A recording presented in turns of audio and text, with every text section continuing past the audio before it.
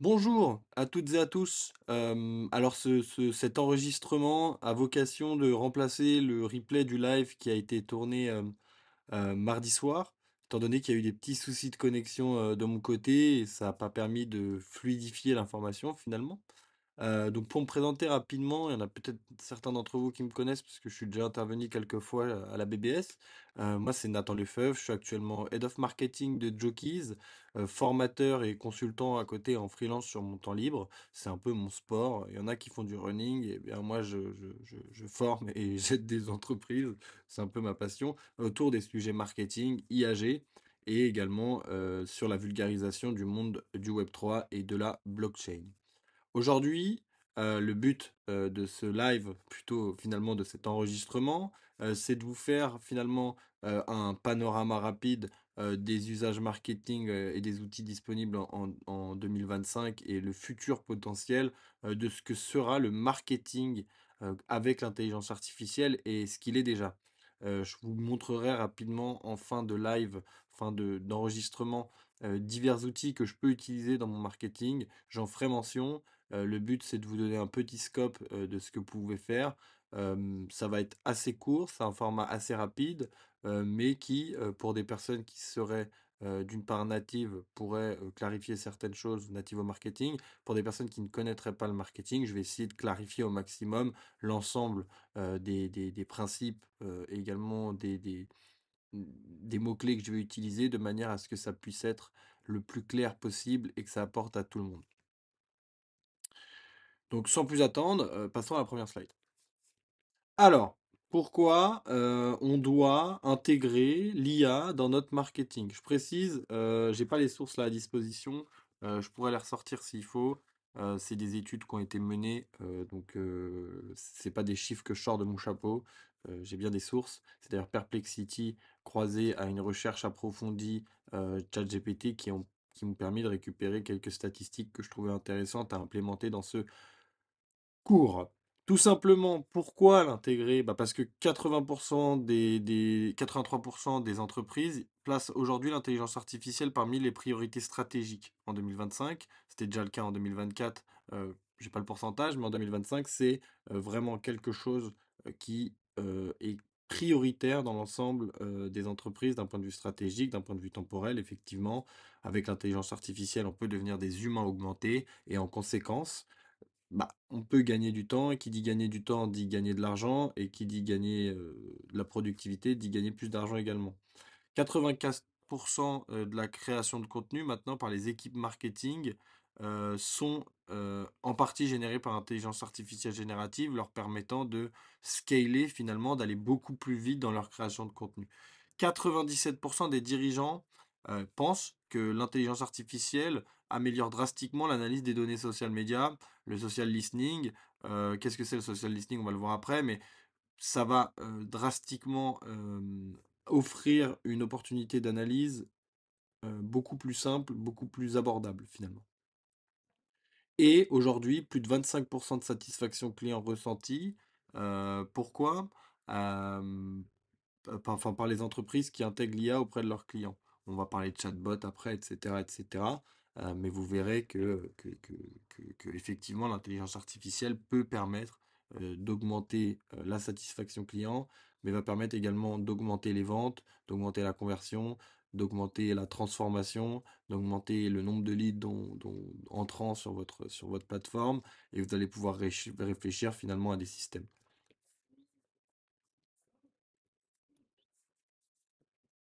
Hop.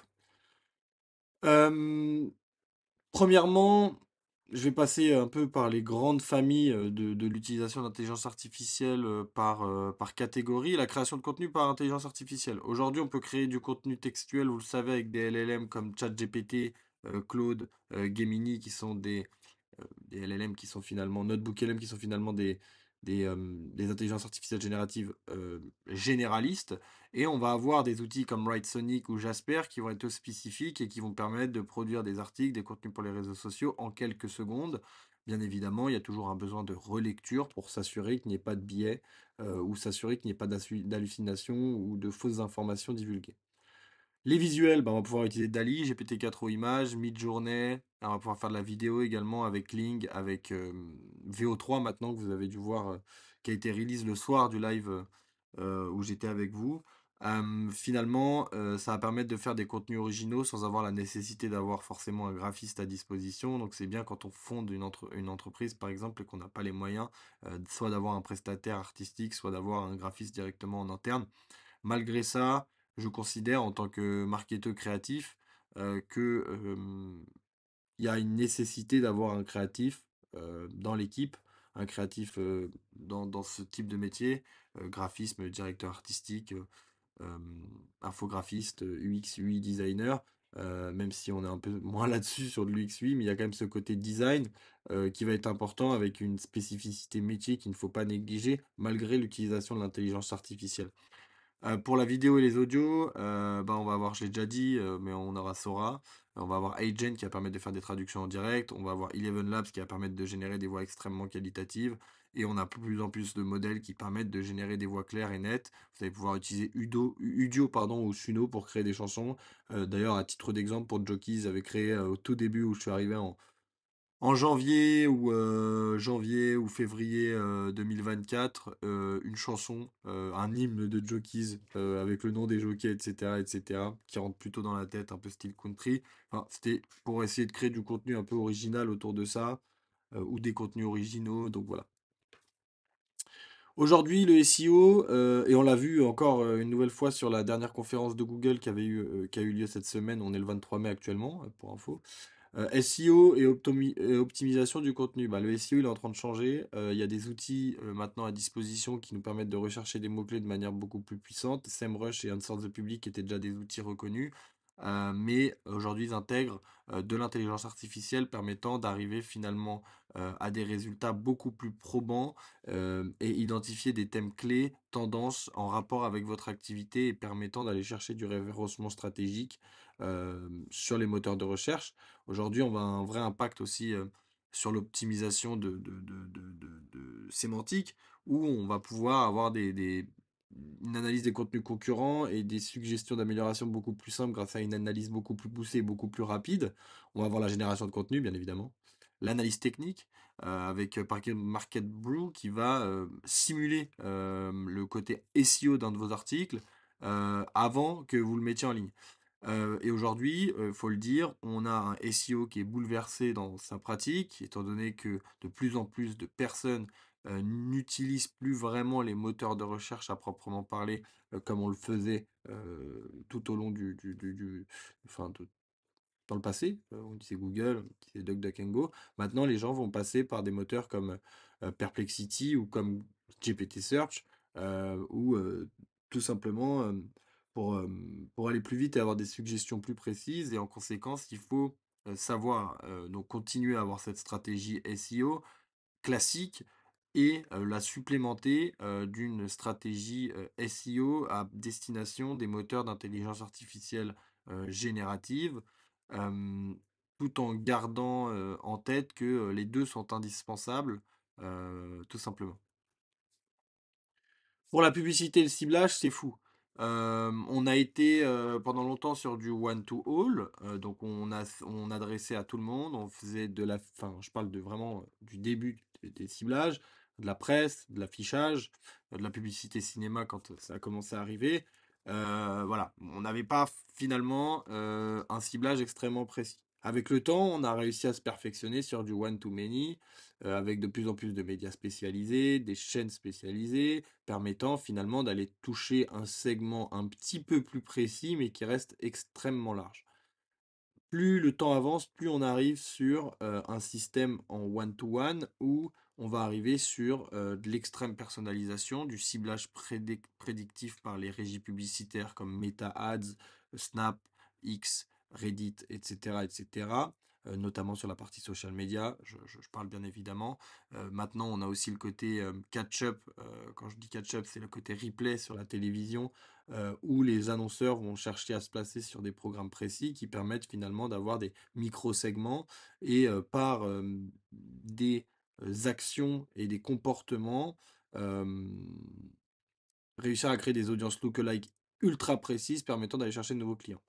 Les automatisations de campagne, aujourd'hui avec Meta Advantage Plus, Google Performance Max, on a des optimisations de budget automatiques par rapport aux volumes qui sont créés et aux objectifs de vos campagnes. Et aujourd'hui, on va pouvoir créer automatiquement, notamment sur Meta, des textes, des call to action, des titres, des visuels, par rapport à ce qui est proposé dans l'ADS que vous avez uploadé, dans le creative que vous avez uploadé, on peut appeler ça comme ça aussi, la publicité, le visuel, tout simplement. C'est très puissant. L'emailing marketing, bah, on en revient à ce que j'ai dit avant avec le one-to-many, one-to-all, one-to-one. Aujourd'hui, par rapport à un parcours client donné, je suis pas encore à titre personnel, chez Jokies, on n'est pas encore dans cette ultra personnalisation. On a 40 000 inscrits, donc ça commence à être une belle base. Mais dans le cadre de la personnalisation du contenu one-to-one par rapport à des comportements donnés, on n'a pas mis encore assez de flags, assez de tags, assez de d'actions, de choses qui vont nous permettre d'arriver à une extrême personnalisation. Et on n'est pas un site e-commerce à proprement parler, on est un fantasy game.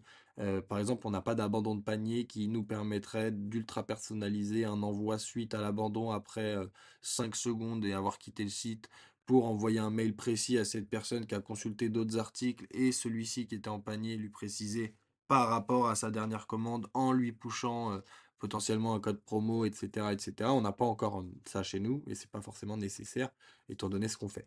On a des automatisations intelligentes, des scénarios d'email automatisés, comme je l'expliquais avant, par rapport à des facteurs qui vont être donnés et en conséquence, il y a des actions qui vont être mises en place et potentiellement également des textes qui vont être rédigés. Aujourd'hui, on a la possibilité avec des outils comme Make, N8N ou encore Zapier de créer des automatisations hyper poussées intégrant des LLM euh, pour avoir des réponses personnalisées, de l'analyse, de la gestion, de la segmentation, du renvoi, du flagging et ce genre de choses.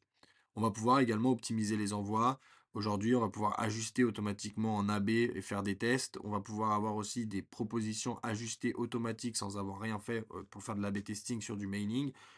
Et ce qui est fort, par exemple, chez Jokies, on utilise HubSpot, qui est un CRM. Pour ceux qui ne connaîtraient pas, c'est un outil qui nous permet de gérer l'ensemble de nos contacts, avoir un suivi des transactions sur notre plateforme, un suivi du nombre de cartes des utilisateurs et plein d'informations qui nous permettent derrière de segmenter nos bases pour aller chercher bien évidemment soit à convertir, soit à reconvertir, soit à fidéliser finalement ou créer des ambassadeurs avec notre programme de parrainage par exemple.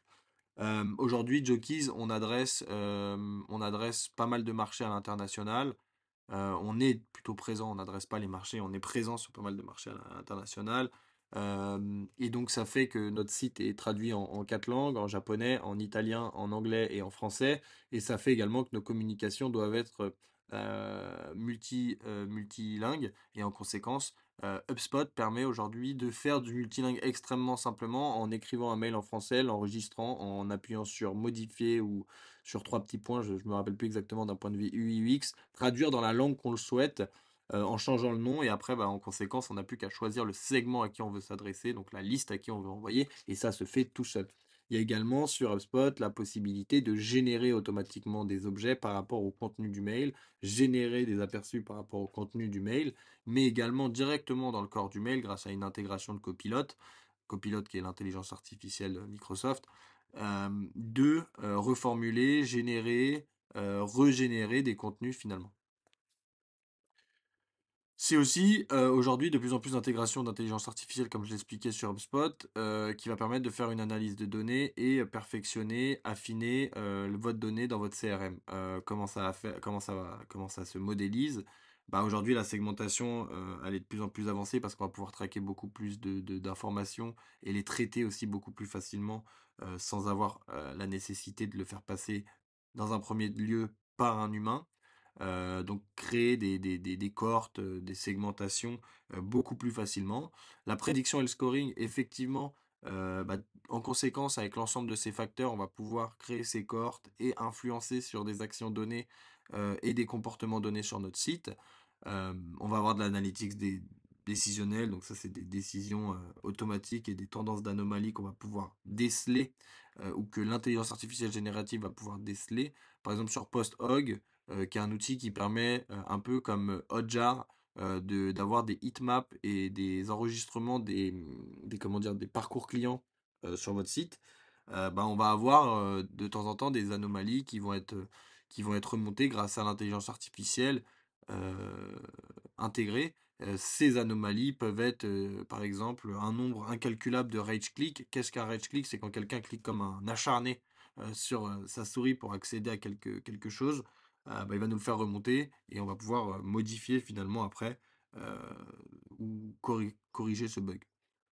Et attribution finalement du ROI, bah, ça permet, avec les bons trackers, avec les bonnes choses, d'avoir une attribution du CA précise et d'avoir un calcul du retour sur investissement précis également, avec notamment sur des outils comme Spot, la possibilité de centraliser l'ensemble de vos régies publicitaires en un même hub, permettant d'avoir un suivi de vos dépenses directement depuis la plateforme, qui peut être très utile, et donc après faire des calculs assez simples de retour sur investissement, de coût par utilisateur depuis la plateforme.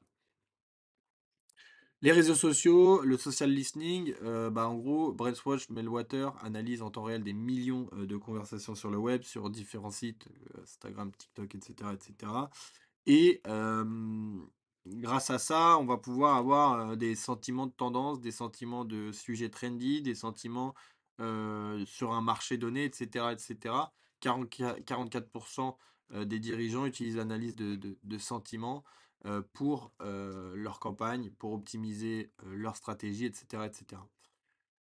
Euh, les publications optimisées, bon là je vous ai parlé de Sprout Social, mais en réalité sur la régie Meta Business ou sur TikTok, etc., etc., vous allez avoir des suggestions d'horaires par rapport à votre audience de publication, ce qui va permettre d'avoir un horaire d'engagement optimal pour chaque plateforme. Bien évidemment, vous allez pouvoir régénérer vos contenus par intelligence artificielle, faire des tweets accrocheurs. Avec Lately.ai, enfin Lately AI, vous allez pouvoir utiliser un article pour le transformer en tweet finalement. Et donc, ça peut être intéressant dans le cadre de la redirection vers l'article de ce blog euh, sur vos réseaux sociaux, tout simplement. Voilà. Et les algorithmes surveillent les performances et suggèrent des ajustements de stratégie en continu. Effectivement, on a des suggestions, notamment sur Meta. Je parle beaucoup de Meta parce qu'on est très focus Meta.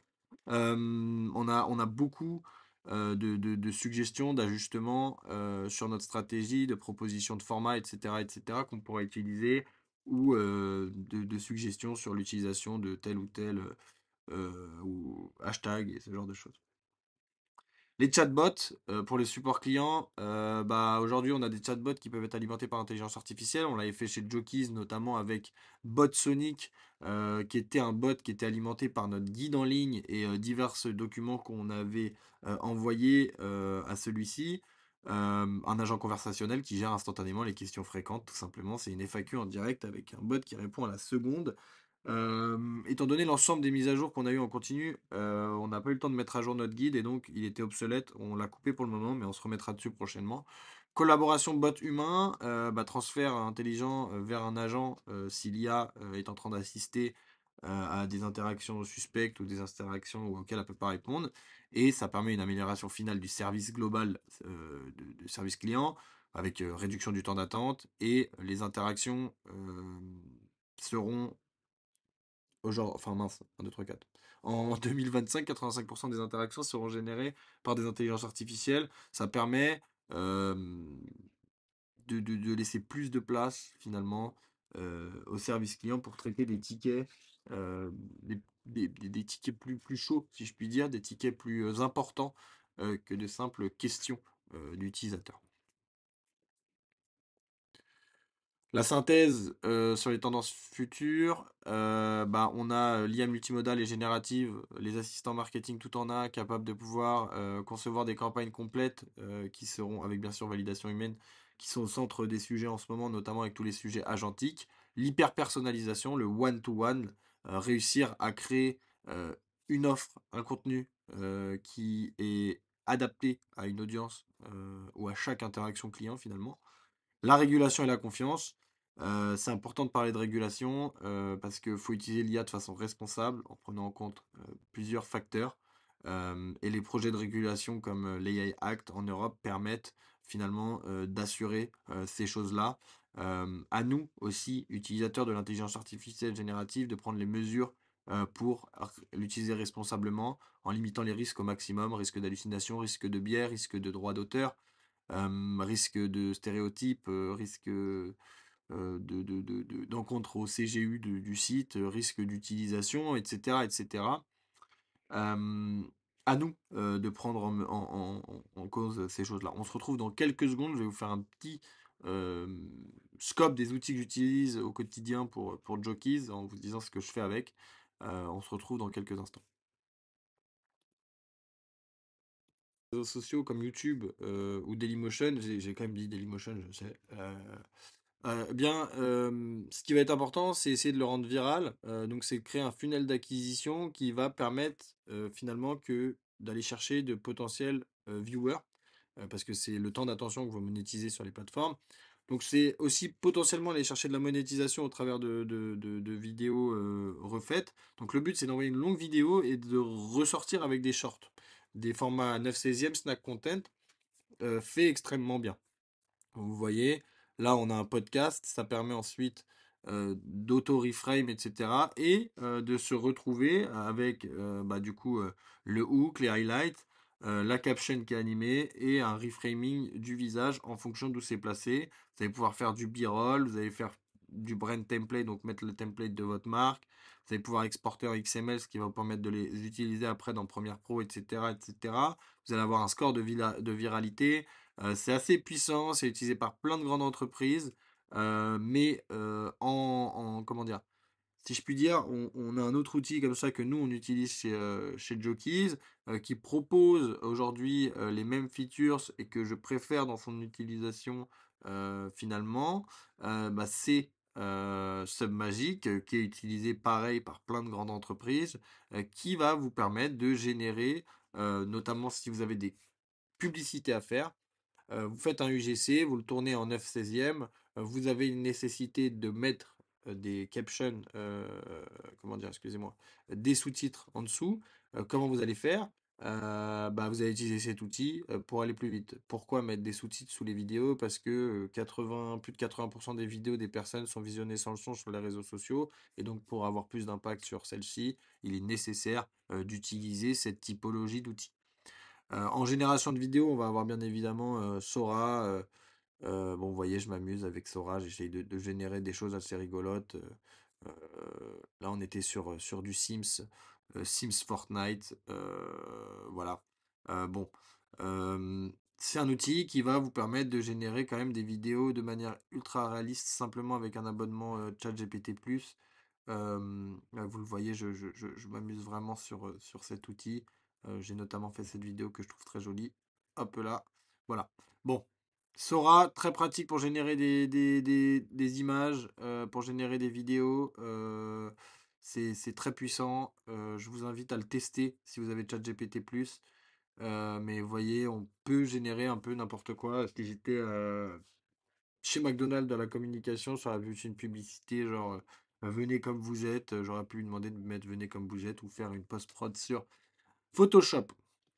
Notebook LM, c'est un outil de Google qui vient de sortir son application mobile qui va vous permettre d'envoyer des documents, des liens, des vidéos YouTube pour créer un sujet entre guillemets au-dessus et échanger avec lui.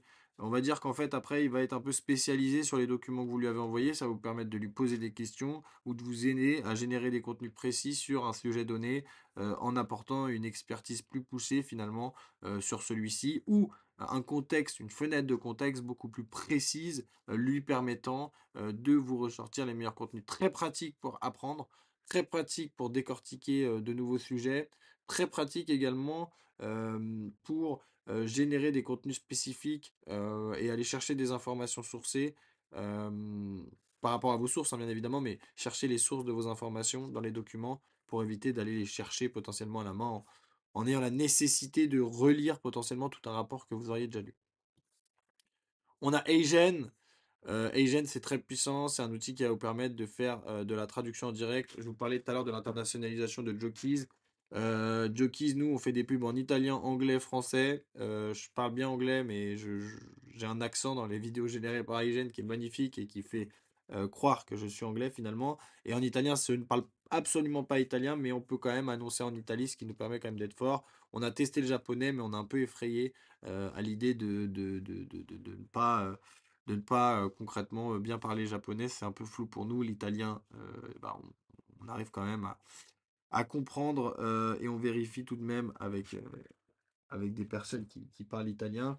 Le japonais, c'est un peu plus compliqué, on n'a pas d'interprète à disposition. Et pour l'anglais, on se fait confiance dans l'équipe. On parle tous anglais, donc tout va bien.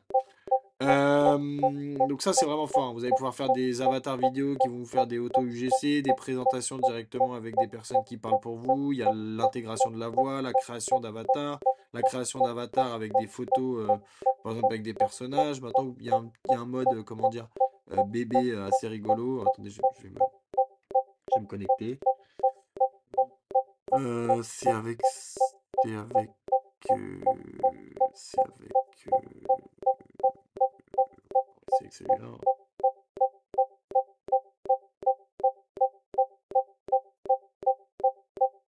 Voilà. Photo, avatar. Oh, il y a Laurent, Pointo.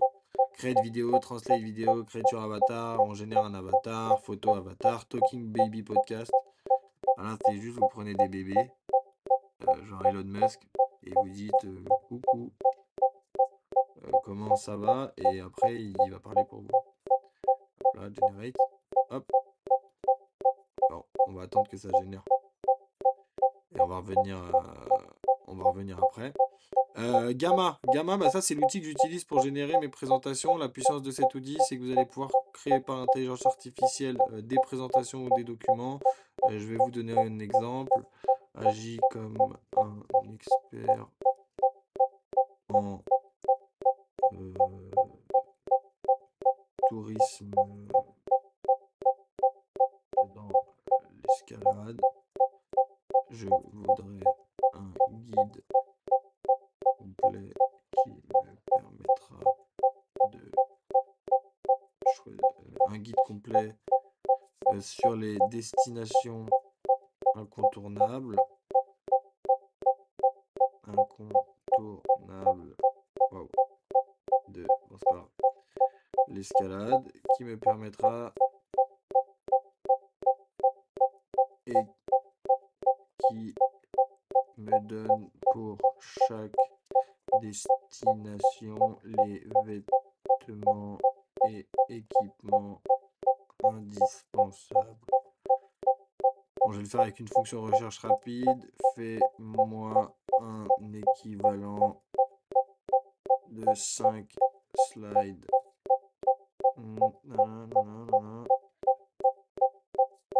Hop là, bon, ça va se générer. En attendant, après, je vais vous montrer. Et sur Agen, parfait.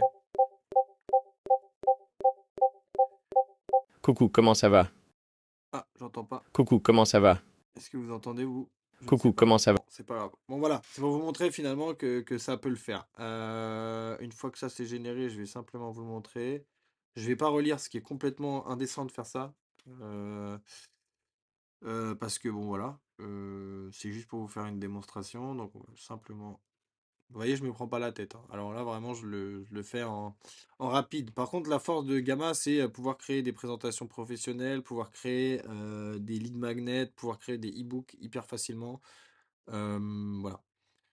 Hop, mince, hop, hop, hop, je colle. Là, je veux une présentation classique, je fais continuer. Pour les instructions d'image, je voudrais que le style, c'est style affiche. Non, style Minecraft. Ouais, c'est bien, ça va être rigolo. On peut choisir son modèle. Bon, je vais mettre celui-ci. Pas d'instructions supplémentaires. Ça m'a divisé mes slides directement. Je veux préserver le contenu. Je fais continuer. Je choisis un style. Moi, j'ai un style personnalisé que je vais utiliser dans ce cadre-là. Et voilà, c'est parti, ça génère. Vous allez voir, ça génère assez vite. Donc voilà, voilà, simplement. C'est assez fou. Vous voyez les slides qui se remplissent devant vous. C'est c'est vraiment fou. Voilà. En plus, il nous met les liens qui étaient joints, etc. C'est hyper cool. Voilà pour ce qui est de Gamma. Finalement, Sora, Submagic, Eigen, j'utilise bien évidemment HubSpot. Je ne peux pas rentrer dans HubSpot pour vous montrer. Mais pour conclure, ce que je vous invite à faire, c'est rester en veille constante sur les outils disponibles. On a des modèles qui se mettent à jour, des nouveaux modèles qui pop, des outils qui pop tous les jours, qui sont hyper pertinents. Par exemple, moi, ça fait quelques semaines maintenant que j'utilise pas mal Manus.ai, qui est vraiment pratique sur le côté benchmark, sur le côté, c'est fort, hein, c'est fort. Sur le côté benchmark, sur le côté recherche, sur le côté action simultanée et création de documents hyper précis, ça nous a permis de benchmarker pas mal de choses dans un premier temps et après on a affiné bien évidemment avec les informations qu'on avait à disposition. Mais le plus important dans cette histoire, comme je le disais, c'est de rester en veille constante. Garder à l'état d'esprit que c'est pas là pour nous remplacer l'intelligence artificielle, même en tant que marketeur, mais qu'il faut aujourd'hui se spécialiser soit dans un usage de l'intelligence artificielle générative pour le marketing pour être spécifique, soit avoir une vision stratégique de l'utilisation de ces outils. Pour rappel, c'est ma vision. Je vois pour moi un marketing performant est un marketing créatif. Créatif comment? Bah, créatif quand on a peu de moyens. euh, Créatif quand on a besoin d'avoir des idées disruptives pour aller chercher du client. Et l'IAG est une vraie opportunité pour merger finalement la technicité simplement et la technicité tout simplement et la créativité, excusez-moi. Bah, c'était Nathan. Nathan Lefebvre, je vous remercie. Je vais aller vite fait faire une petite autopub. N'hésitez pas à me rajouter sur LinkedIn. Nathan Lefebvre. Je suis disponible pour discuter, échanger si vous avez des besoins. C'était un plaisir de pouvoir vous refaire ce replay. Il était un peu plus fast que le live d'une heure. Mais en tout cas, vous avez un support. Je vous remercie sincèrement et je vous souhaite une très bonne journée.